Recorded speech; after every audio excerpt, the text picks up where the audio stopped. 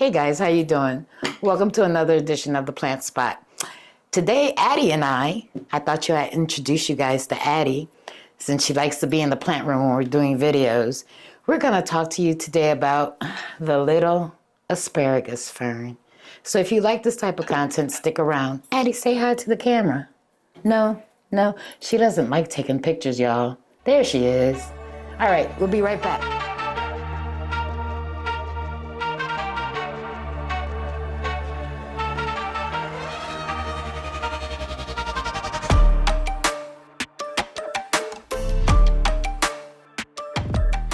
Hey guys, how you doing? As I mentioned in the intro, today I wanted to talk to you about the asparagus fern.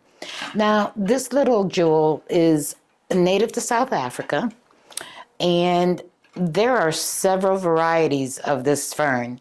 For me, this has not been an easy plant to grow. I purchased this on a humble because I wanted to try to grow more ferns. And initially I bought this plant to put in a terrarium style setting. But I took so long that it started to grow in the pot that she was in.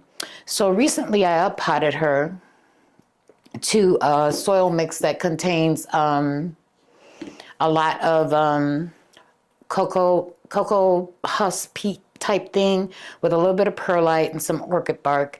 And I put her in this pot, which is really not self-watering. I just put her in here and I let her absorb as much water, and then I dump the majority of the water out, leaving just a little bit to create that ambient humidity. Now, if you look online, they'll tell you that this fern is easy to grow. That has not been my experience in the past. What I've learned through trial and error is that these ferns like to stay somewhat moist, if you will. They enjoy a little bit more humidity, and I think that's for all of the ferns, not just this particular specimen.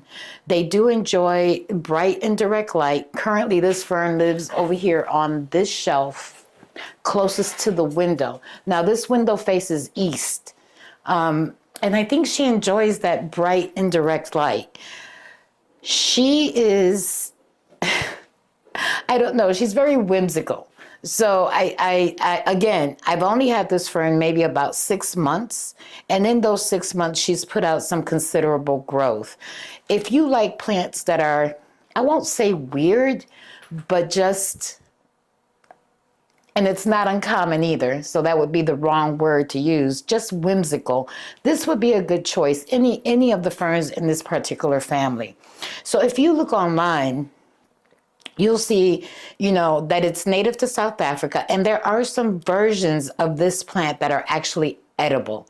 I'm not quite sure which ones those are. Maybe I'll do a little bit more research and put some information on the video, down here below somewhere so that you can get an idea. But there are several of them.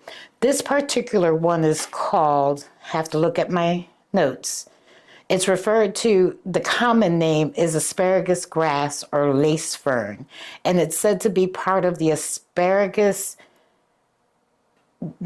it's called the Asparagaceae family. That's a mouthful. We'll have to put that name on the bottom. But yeah, I purchased this at Pike's, and it was in that section where they usually have those tiny little terrarium plants. And again, that was my intention, to put it in a terrarium type setting. I didn't expect it to flourish. I took so long to decide what I wanted to do with her. She started growing, and I decided to take a chance and let's see what I can do with it like this. So far, she's been very happy. So I say this to say, don't give up on the fern family. If you like ferns, I highly recommend that you try one, whether it's this one or a different one. Some of the key things to remember is to not let it go dry. When you water, make sure you water all the way through. Make sure she's in the soil that is free draining. Give her bright and direct light, and you should be good. So this is my little asparagus fern. I hope you like this little baby and our little journey together. Don't forget, like, subscribe, and comment. Thanks, guys. Talk to you real soon. Bye.